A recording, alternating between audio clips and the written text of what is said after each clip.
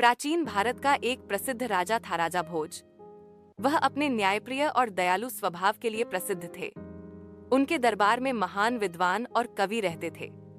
एक दिन राजा भोज ने अपने दरबार के सभी विद्वानों को एक कठिन चुनौती दी।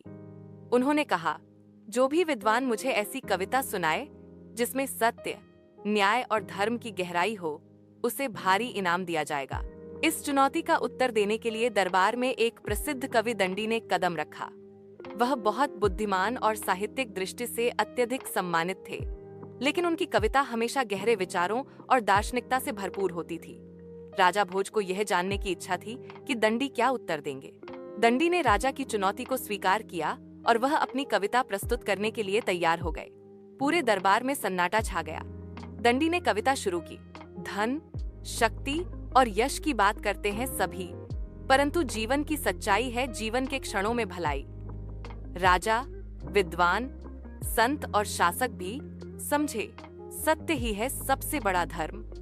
न्याय के मार्ग पर चलकर ही हर व्यक्ति पा सकता है असली सुख। दंडी की कविता सुनकर राजा भोज को गहरी सोच में डाल दिया। उनकी कविता ने राजा को यह एहसास दिलाया कि धन, शक्ति और प्रतिष्ठा से कहीं बढ़कर सत्य और न्याय की महत्वता है। राजा भोज ने तत्काल दंडी को सम्मानित किया और कहा, तुम्हारी कविता ने मुझे सच्चे मार्ग पर चलने की प्रेरणा दी है। राजा भोज ने दंडी को एक बड़ा पुरस्कार देने का वादा किया, लेकिन दंडी ने विनम्रता से उत्तर दिया, महाराज, आपके दरबार में बैठकर मैं बहुत सम्मानित महसूस करता हूँ। मेरे लिए यही सबसे बड़ा इनाम है। राजा भोज ने यह समझा कि जो व्यक्ति अपने ज्ञान और साधना से समाज के कल्याण की दिशा में कार्य करता है, वही सच्चा महात्मा होता है। दंडी की कविता ने उन्हें यह एहसास दिलाया कि किसी भी व्यक्ति का असली मूल्य उसकी नीयत और आचरण में है, न कि उसकी बाहरी शोशेबाजी में।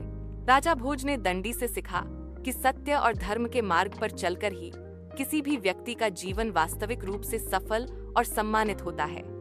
उन्होंने स्वयं को यह प्रण लिया कि अब वे केवल न्याय और सत्य के मार्ग पर ही शासन करेंगे।